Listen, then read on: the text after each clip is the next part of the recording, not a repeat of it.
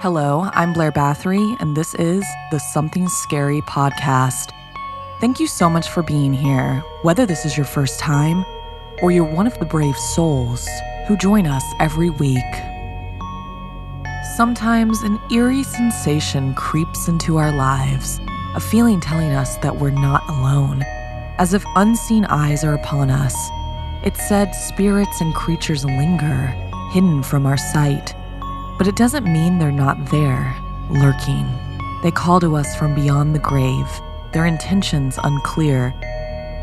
We must listen closely to discern if they are trying to warn us or infiltrate our lives to destroy us. First, a watery grave, followed by good versus evil.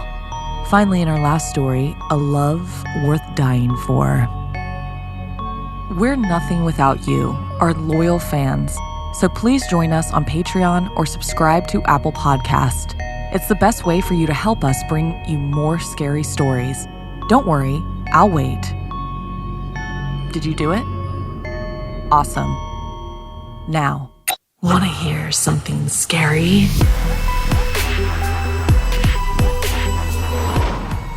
Calls from beyond the grave. Bravery is very noble until it's the thing that gets you killed, like in this story inspired by Santiago.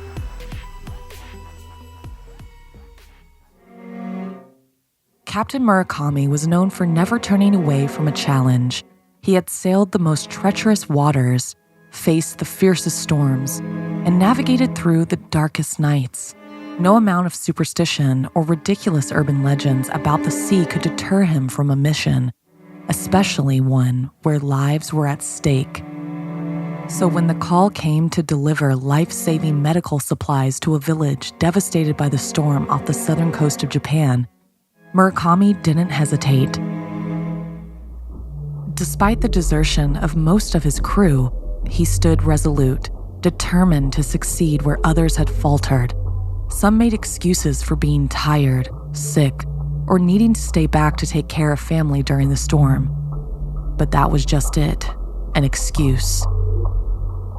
Finally, the captain had exhausted all of his usual contacts and had to go into the town to search for seamen who were up for the challenge. It took until nightfall, but eventually he found the perfect crew. With only 6 brave souls aboard his ship, they set sail into the heart of the tempest. The sun was already beginning to set. The wind howled like a banshee, and the waves rose like mountains, threatening to swallow them all whole. But Captain Murakami was undeterred. He knew the lives of the villagers depended on his success. As they fought through the tumultuous sea, Sato, one of the remaining crew, spotted something moving in the churning waters nearby. "Just a school of fish displaced by the storm," he said, though unease flickered in his eyes. Suddenly, an unseen force halted the ship, throwing everyone off balance. "What the hell was that?" Murakami shouted, trying to regain control of his vessel. Before he could react, the ship stopped again, violently this time. A crew member's scream pierced the air, followed by a sickening splash. They rushed to the side, but there was no sign of their comrade, not even a ripple. The storm seemed to pause, the air thick with tension. Then, with a deafening roar, the ship nearly capsized. Through the darkness and fury of the storm, a massive shape leaped from the ocean. Murakami squinted through the driving rain and saw the silhouette of an enormous creature. An echo from old legends, the Umishika. "It's not a deer," Murakami muttered, his blood running cold. The Umishika crawled onto the deck, a grotesque amalgamation of a deer and serpent, its eyes gleaming with malice. Its antlers were jagged and dripping with seaweed, its scales glistening with the ocean's fury. One by one, it attacked the remaining crew.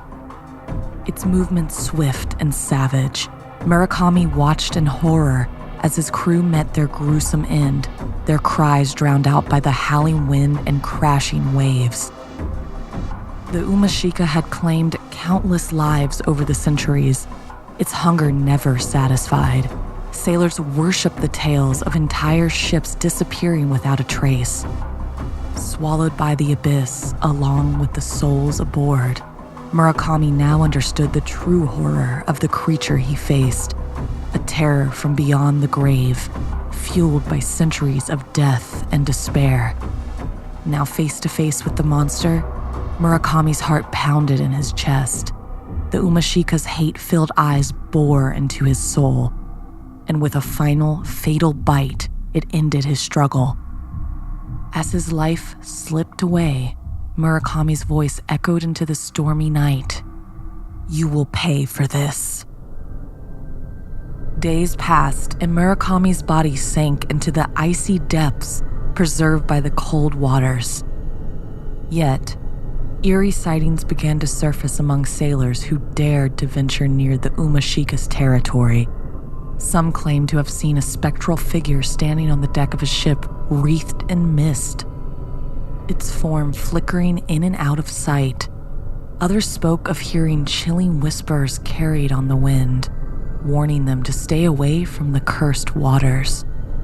The legend of Captain Murakami grew, his spirit forever bound to the ocean he had loved and lost. He became a ghostly guardian, watching over those who sailed the treacherous seas, his presence a grim reminder of the dangers that lurked beyond the grave. Word spread among sailors, and those who heeded Murakami's warnings avoided the Umishika's domain, escaping the fate that had befallen so many before them.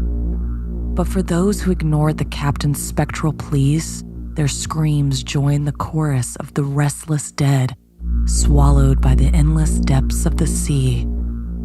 And so, Captain Murakami stood his ground, his spirit forever tied to the ocean he loved, protecting those who sailed its treacherous depths from the jaws of the cadaverous sea monster, the Umishika. But even in death, Murakami's quest was not over. His spirit wandered the ocean's depths, searching for a way to end the Umishika's reign of terror once and for all. For as long as the monster lurked in the shadows, he would remain a guardian of the sea, a beacon of hope in the darkest of nights. Have you ever been called to action and accepted the challenge? Did you witness something as terrifying as a monster or the supernatural? Please tell us your story by sending us an email at somethingscary@snarled.com.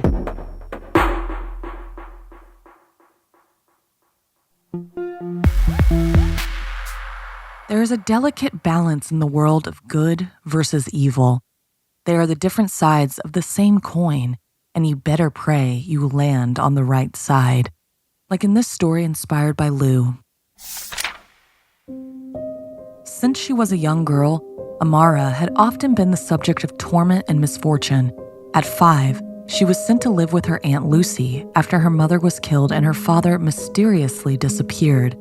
Lucy swore to care for her niece with her life. Each night, after Lucy tucked Amara into bed, Amara would shut her eyes tight and cover her ears, begging the shadow woman that visited her every night. "Please go away." The spirit would poke her and stare at her with empty, black eyes late into the night, leaving Amara anxious and sleep-deprived. She didn't understand why the woman always told her in her low, guttural voice that soon enough, she would join them too. She said she was bound to be with her forever. At first, Amara tried to tell Lucy about the shadow woman, but Lucy dismissed it as a trauma from losing her parents. Eventually, Amara kept the shadow encounters to herself. As she grew up, Amara's schoolmates avoided her like the plague. There were so many rumors about the weird girl who mumbled to herself, "Go away," all the time, and had a troubled, sunken face despite being well-fed and loved by her aunt. The shadow woman grew louder and more jeering. Instead of visiting her only at night, she began to appear behind the trees when Amara walked home from school. "We are bound by fate," she always called. When Amara turned 15, she realized that this wasn't a normal experience for anyone else. Desperate to get rid of the ghost, she visited a local self-proclaimed medium after school. He was a middle-aged man with a friendly face, making Amara feel immediately at ease. She told him all about her ordeal, and when Amara was done, he nodded as if he understood. "I think I know what's happening," he said. "You've been haunted by this spirit since you were little, and misfortune has always followed you." Amara startled, thinking back. She remembered little of her parents, but she vividly recalled the first night the woman visited her. It was 2 days before her mother's death. Amara had screamed in terror when she saw a person unlike any other standing by her bedside. Amara wanted to know how he knew that. He said, "I believe you are one of the unlucky souls chosen by fate to suffer. There is a phenomenon that light and dark, good and evil, cannot exist without the other. Some people are bound to misery to maintain the balance of nature. In simple terms, you are destined to suffer so that the good may be maintained." "There may be a way out," he continued. "This spirit has an attachment to you, a twisted emotional affinity. A spirit hoping to manipulate you into embracing the cruel supernatural. But you haven't embraced it, which means you might be able to set yourself free. I can try to help with that." For the first time in a decade, Amara felt hope. "It's simple," he said. "Because she views you as a friend, she will listen to you if you confront her directly. You must look her in the eyes and recite a spell that should unbind the two of you forever." The man handed her a beautiful violet gemstone and a sheet of wrinkled, torn paper. He told her she must hold the gemstone face up in her right palm, then recite the incantation. The shadow spirit would then be held there, trapped in the gemstone until Amara died. Amara thanked the medium graciously, paid for her session, and returned home. That night, she felt most of her previous courage dissipate as the full moon rose higher into the sky and the figure of her tormentor appeared before her bedside. Amara stared into the spirit's empty eyes for the first time. They were truly terrifying, colorless and devoid of any indication of life. The shadow was precisely that, a paranormal hologram taking the shape and low voice of a woman. Amara, horrified and fumbling to remember the medium's instructions, held out the gemstone upon her right palm and recited the incantation. "Spirit of fate, unbind yourself from my soul. Separate yourself from me indefinitely, so that I may live in peace." Suddenly, Amara's lights began to flicker. An unnatural breeze pummeled against her body like a bitter, cold fist. The spirit, before disappearing, let out one last echo. "You will forever be one of us, and soon you will join us." The next day, Amara returned the gemstone to the medium and never returned.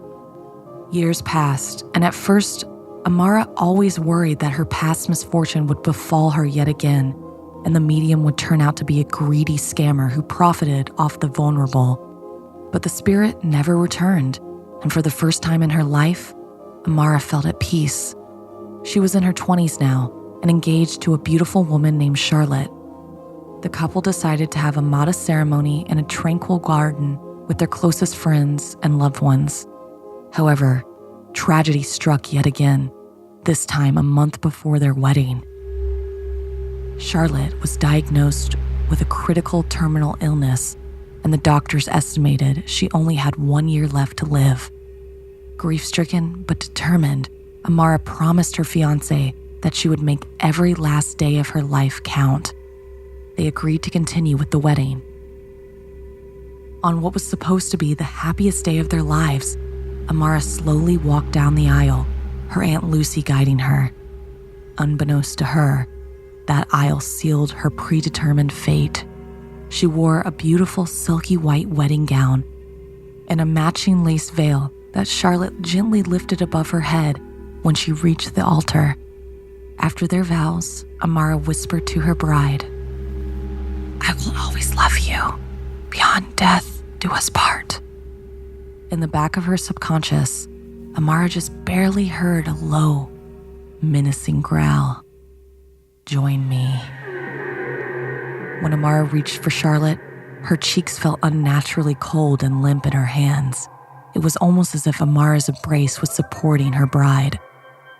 Charlotte's body felt stiff. Amara removed her veil and the bride fell to the ground. Amara screamed, trembling, as Charlotte's pale, lifeless face morphed into that of the woman who had haunted her for years. "You were supposed to be gone," she screamed, unaware of the panicking guests and chaos. "I always told you," the woman said in her low, husky voice. "We are bound together.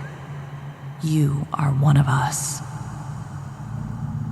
After that fateful day, the tragic story of Amara spread rapidly through town, the cursed woman who relentlessly suffered at the cruel hands of fate. Days turned into weeks, and Amara's health deteriorated. She no longer spoke, not even to her Aunt Lucy, who watched her niece slowly slip from the world. A month after her wedding, Amara died. The world moved on, but she did not, forever trapped in a limbo between life and death. Legend tells that Amara, referred to as the Veiled Woman, was cursed eternally to be a symbol of mourning and death. She would appear to people in her white wedding gown and lace veil in the dark of night when someone they loved was about to pass on. Wordlessly, she would lift her own veil, revealing her pale, ghostly face, with lines permanently carved into her cheeks from a never-ending stream of tears. She handed the person an object that symbolized their dying loved one and vanished in the wake of their suffering. Amara was the woman bound to misery, just as she was always meant to be. Have you ever encountered a situation where you felt like you were destined to suffer? How do you think you can break free from cycles of misfortune and tragedy?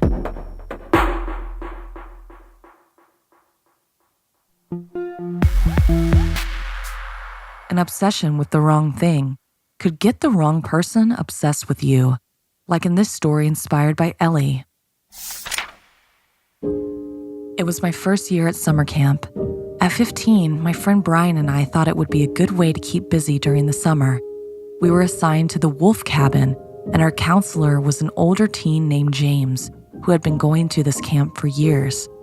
James explained that the cabin names changed as campers grew older. All the boys in the cabin trusted James, so Brian and I did too. The first day was great. The activities were fun, and I got to know most of the campers my age, except for one girl. She had long blonde hair and wore a cute yellow summer dress that made her beautiful blue eyes pop. She was captivating. I instinctually waved at her from afar. My heart dropped when she smiled and waved back. When Brian playfully slapped my hand and asked who I was waving at, I told him just to be cool as I pointed out the girl on the other side of the mess hall from us. However, when I turned back, she was gone.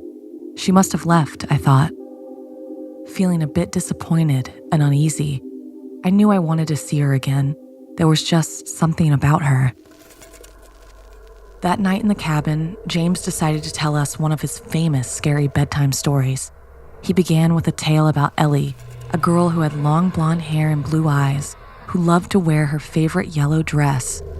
She was known for being too trusting and kind-hearted. James's gravelly tone and the mention of her attending our camp gave me goosebumps, but I brushed it off. I was rational. This ghost story couldn't be about the same girl I saw at camp earlier. James continued. Ellie was very trusting and believed anything people told her. She avoided confrontation and usually agreed with what others wanted. Despite her kindness and beauty, there was one boy she didn't like, Lucas, the most popular and athletic camper. Many girls had crushes on him, but not Ellie. This infuriated Lucas, as he thought Ellie was the only one worth his time. When he asked her to be his girlfriend and she refused, he threatened her. Scared, Ellie eventually agreed to go on one date with him just to get him to back off. But Lucas wanted revenge for her initial rejection. He said for their date, they would sneak out of their cabins and meet just after curfew, but it was a trap. Lucas and his friends ambushed her, and Lucas stabbed her until she was unconscious. They carried her to the highest hill at camp and left her to bleed out. The next day, they found poor Ellie's body, and Lucas had disappeared. He was nowhere to be found, and no one ever knew what happened to him. James ended the story by saying that Ellie's spirit still lingered at the camp, protecting girls and hoping someone would truly love her. If anyone saw Ellie, they should be kind to her, for she might not be as kind as she used to be. All the guys in her bunk agreed what happened to her was horrible, and if they ever saw the ghost, they would protect her. And then they laughed it off, the silly ghost story, as everyone fell asleep. Everyone except me. I lay awake, unable to shake the feeling that Ellie was the girl I had seen earlier. I felt a strange empathy for her. I crept out of bed, put on my hoodie, and I left the cabin, needing a walk to clear my head. Lost in thought, I found myself on the highest hill at camp. I whispered to myself that ghosts aren't real, trying to convince myself that I had nothing to fear. But when I turned around, Ellie stood before me. She was beautiful, not the terrifying figure I had imagined. "Please don't run away," she pleaded, her voice filled with desperation and loneliness. I stood frozen, unable to move. She smiled kindly, but then I saw something, or someone behind her, a boy my age. It was Lucas. "She's still mine," Lucas snarled, pulling out a knife and holding it to my throat. I couldn't move. Ellie screamed and tried to pull him back, begging him to stop. Lucas ignored her and began to slit my throat. Everything went dark.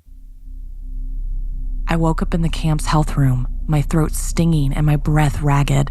I touched my neck and felt the stitches. Brian was beside me, his face pale with fear.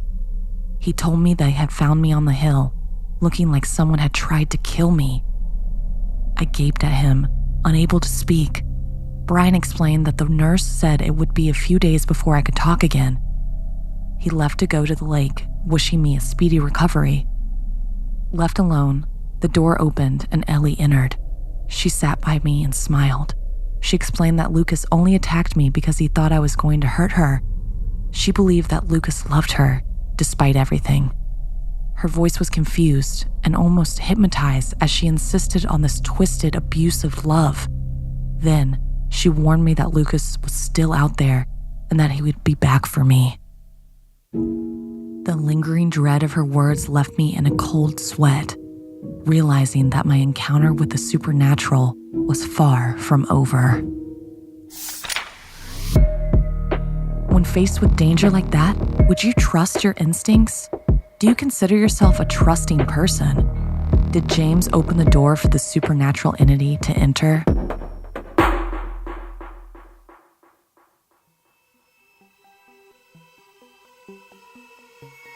This week's podcast stories were edited by Sarah Lukasiewicz, narration by Blair Bathory, audio edited and mixed by Fitz Harris, additional audio editing by Calvin Linderman, produced by Ana Villalobos, executive produced by Gail Gilman, music by Sapphire Sindalo and Calvin Linderman.